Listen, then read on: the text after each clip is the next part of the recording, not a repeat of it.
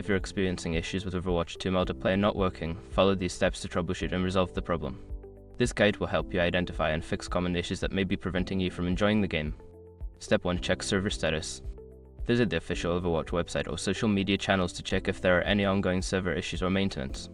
If the servers are down, you will need to wait until they are back online. Step 2. Restart your game. Close Overwatch 2 completely and restart it. This can help refresh the connection to the servers and resolve temporary glitches that may be causing the multiplayer issue. Step 3. Update the game. Ensure that your game is updated to the latest version. Check for any available updates in your gaming platform's library or launcher and install them if necessary.